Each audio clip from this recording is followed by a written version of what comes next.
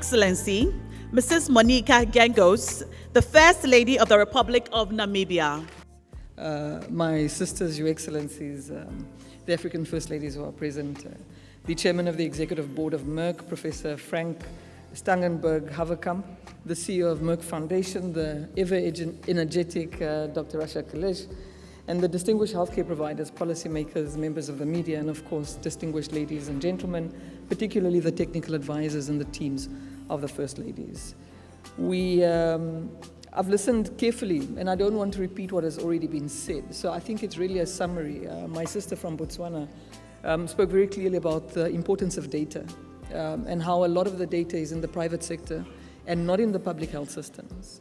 My sister from Burundi spoke about stigma and how women are blamed even for infertility. And as First Ladies, I'm sure many of you will agree, we also experience this. The president makes a mistake, it's the First Lady. Then sometimes the president is a good man, but the wife is a problem. We do this at community level, we do it at political level, and we do it at the level of infertility, where often infertility is made as if it's a woman's issue. And a man who has not been tested to see if the infertility comes from his side will blame the wife, his family will blame the wife. So we must resolve this issue. So that was a very important point raised by my sister from Burundi. My sister from DRC talked about the fragility of healthcare systems, not only during COVID, but historically and present. My sister from Gambia made a very important point about why we need to integrate services and add NCDs, add healthcare issues like obstetrics fistula, which also suffers a lot from lack of access to information, also suffers a lot from stigma. My sister from Ghana spoke about the importance of strong partnerships and really highlighted the strength of this partnership with Merck Foundation that all of us share. And I would like to really agree with you on that. Liberia talked about the impact of conflict on healthcare systems and the urgent need to rebuild healthcare infrastructure, as well as ensure access to quality and equitable healthcare. Malawi made an important point, which to an extent we also saw, is how secret infertility is kept. Often you don't know a couple is struggling with this, but the first thing all of us do at weddings is say to the new couple, when are the babies coming? I've stopped asking people. I've stopped talking about my children in front of people because I've realized when there's a silence, it means this person doesn't have children and we don't know why. So I've also become much more sensitive in how I deal with the issue of children, because we must never assume everybody has children. My sister from Mozambique spoke about the influence of media in shifting societal mindsets and negating stigma, because media can either increase the stigma or reduce it. And I've seen very responsible reporting in countries where Merck is running media training, like Namibia, where there is a difference in how we're reporting on these issues. So you heard a lot of similar things. A lot of the programs are similar. But one thing that you didn't hear any of us talk about is the integration of infertility treatment in public healthcare systems. Because that is the one thing we are all struggling with. I know there's policymakers and academics in the room. And the cost of providing this treatment is often what we see. But what we're not seeing is the hidden cost of what it takes to treat a society that does not want to deal with an issue. And often what we're not talking about enough is the burden that couples or individuals who suffer from infertility go through in order to fund their treatment, whether it's in different countries, like the First Lady of Botswana said, or trying to find money to pay private healthcare providers in their own countries for infertility treatment, which often isn't entirely successful. So what Merck is doing is what it can do. It's dealing with our mindsets, and it's really creating an environment where we all understand that the end goal is to make access and affordability of infertility treatment key as we deal with all of the societal issues at the same time. We've done very similar things to what all of the First Ladies have done with Merck in terms of postgraduate programs for doctors, the media awards, the scholarships, the Educating Linda programs.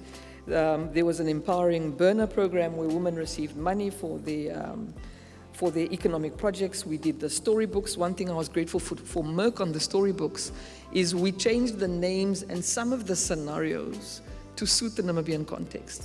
Because as much as things are very similar across the continent, they are also very different. So I like the flexibility, Dr. Rasha, that we must tweak to the nuances of the jurisdictions we come from.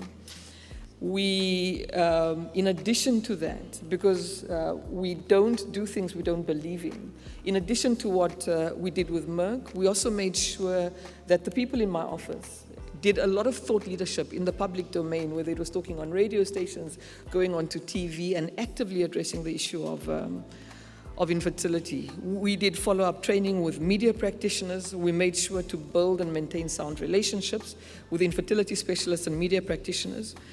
We also held 2 national conferences on infertility, where we gathered people from all across the country, from all the different regions, into the central place, and we had a conference where we gave voice to the people who had to deal with infertility.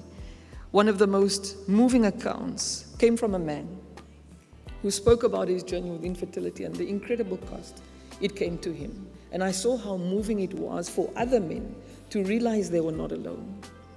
We had a number of people speak on the stage. Dr. Rasha was there. As a matter of fact, I think it was a week before we closed the country's borders because at that point, I think the first case of COVID had just arrived in Namibia. So there was a lot of interesting points that came out of that national conference. And we were under a lot of pressure to have a second national conference, which we did, where again, we gave voice to the people dealing and struggling with infertility. We gave voice to policymakers. We gave voice to the healthcare professionals. Because as First Ladies, as we sit here, we do not know more about infertility than the healthcare professionals and the policymakers who are here. Our role is to amplify and make sure that access to information goes through, and we provide the leadership that you heard from today that is being provided by First Ladies. I quickly want to end by sharing some of the things that we saw very clearly is the integration of infertility care with mental health care. We certainly had to provide some mental health care support from some of the people who attended the infertility workshops. One of the things that came out the most in the conference was people saying to us, I thought I was alone. I didn't realize that so many other people are going through exactly what I'm going through. My sister from Malawi mentioned this. The other thing that we saw is the high numbers of women who were rejected by their partners due to infertility issues and who started to use alcohol. So we had to intervene on psychosocial issues like substance abuse, but also to refer them to psychological treatment and support services, and also assist them to access legal services, because often there's divorce proceedings as a result when family mediation doesn't work. We linked couples to adoption services. Not everybody wants to adopt, but there were certainly many breakthroughs with some couples who had accepted, who had gone through the treatments, they had no money left, but they still wanted a child and were happy and ready to adopt. We did talks and presentations in churches so that we could also enable churches and religious organizations to understand and accept that there is a way to deal with conflict and issues around infertility. There was a WhatsApp group created where often key messages, particularly from Merck Foundation, were shared on these WhatsApp groups, and just to make sure that the people participating did not feel alone. So there's very different approaches that are used, but ultimately, infertility isn't a single issue. It has so many aspects to it. So the multi-dimensional approach that you're seeing being used by Merck Foundation and that you're seeing that the First Ladies are applying in their respective countries is exceptionally important.